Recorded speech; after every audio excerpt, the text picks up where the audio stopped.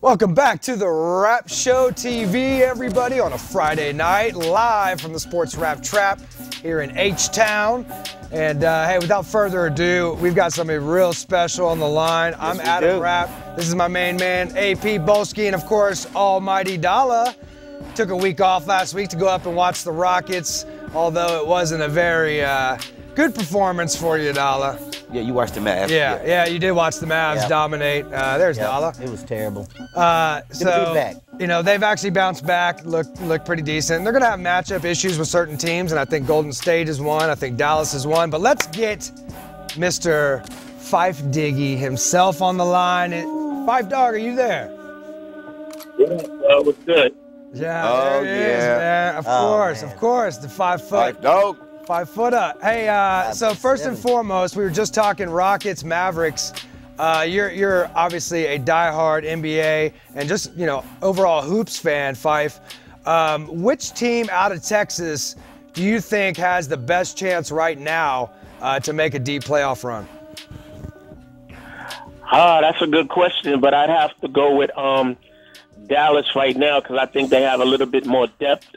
I mean, I know Houston just picked up Josh Smith not too long ago, but you don't know which Josh Smith is going to come and play. True that. You know what I mean? And then Dwight Howard is still hurt, so I got to go with Dallas right now. Yeah, well, and Dallas, you know, they're focused. They just brought in another big man off the bench. They've got some time to spare for Dirk. Keep those old European legs, you know, warm and ready. Right.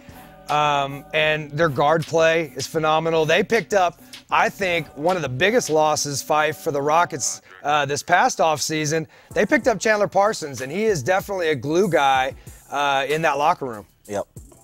Yeah, I mean, as soon as they got rid of Chandler, or as soon as Chandler left, I knew it was a big mistake on Houston's part. They should have definitely re-signed him. And then on top of that, they don't really have a point guard. Well, Patrick Beverly could only take him but so far because he's really known for his defensive prowess versus, you know, leading a squad like a Rondo or Chris Paul or Stephen Curry and so forth and so on. You know what I mean? So that was definitely a big loss for them. Well, Phife, you know, you guys drafted Rondo for a good reason. When do you think Rondo is going to pay big dividends for you guys? We traded for Rondo. Yeah, traded for Rondo, exactly. Wait, hold on. Why you keep saying you guys? What do you mean? For Dallas. What do you mean? Right. I'm not a Dallas fan, but what was the question? You know, when do you think Rondo is going to pay big dividends for the Dallas Mavericks? I'm not exactly sure because Rondo playing in the East is a little different with Rondo playing in the West. Not to mention he had the big three in KG, Paul Pierce, and Ray Allen. You know, I'm not saying he doesn't have a good squad in Dallas, but it's a little different because now you got to face Chris Paul one night, Westbrook another night, Damian Lillard one night, Stephen Curry another night. So it's a little difficult out in the West. So I don't really know when those dividends are going to pay off, especially now that he's beefing with his coach. You know what I'm saying? Well, so Phife, I think what AP was trying to say is maybe you should adopt the Mavs because the Lakers and Knicks, they're not even worth talking about right now. That's right. I mean, both franchises. But I'm not a bandwagon dude like that. We know. We're just teasing. Yeah, absolutely. No doubt. Well, let me ask you about James Harden because, you know, we weren't sure if he was going to be able to become an alpha male. Now, he's not an alpha male vocally in the locker room. I've been around James. He's a quiet guy. He wants to, you know, dry out his beard, get dressed, and get out of the locker room as fast as possible. And Westbrook is the same way. And now we're seeing that KD is starting to be that way with the media as well. But what do you think about his play on the court? And do you think he is a legitimate MVP candidate?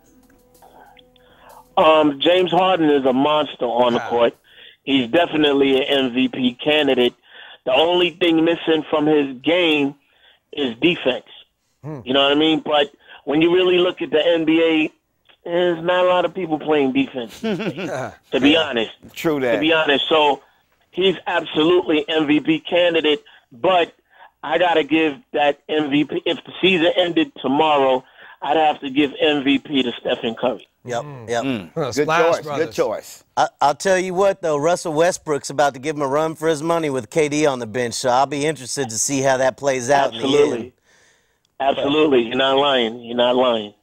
Yeah, well, I know you definitely follow action on the court, Phife. Do you do any FanDuel? Do you do any fantasy? Now you got the daily fantasy squads where you can draft teams weekly. Do you do any fantasy as far as basketball goes? Actually, I don't. I haven't done that in a very long time. You know what I mean? But I just got my NBA League pass, my college basketball pass. So I'm Tar Heels, Knicks, Lakers all season. You know what I mean? And it's been a rough season. Outside of what the Buckeyes did during the football season, my sports season has been hell. Yeah. You know what I'm saying? Yeah. So, Well, I want to get some thoughts on college basketball. I definitely want to get some more thoughts on the NBA, get your look ahead, maybe some playoff positioning, who the contenders, who the pretenders are. What about J. Cole? I'm going to ask you real quick because, we always play videos on this show. We're going to go real quick to a J. Cole track here. This young cat, we talk about young players in the game. What do you think about this young cat as far as the music game goes? Are you a fan of J. Cole? I'm absolutely a fan of J. Cole for the simple fact that, a lot of new rappers or what have you, they come across as very redundant. They piggyback off of the last man that sold a certain amount of records, and they don't really build a lane for themselves, a la Kanye West, I guess. But J. Cole definitely built a lane for himself, along with Kendrick Lamar. And I think J. Cole is one of the best for the simple fact he's not just rhyming, but he's making his own beats as well. So he's like a definite triple threat in the game right now. So respect due to the homie, you know what I mean? All right, well, speaking of triple threat, we'll talk about Golden State, their triple threat. We'll talk about the loss of a legend, Coach Dean Smith. You're very close to that North Carolina program, and much more. Maybe we'll get a couple more music questions here. Shout out to Twiggy Smalls. She actually did the review of the album.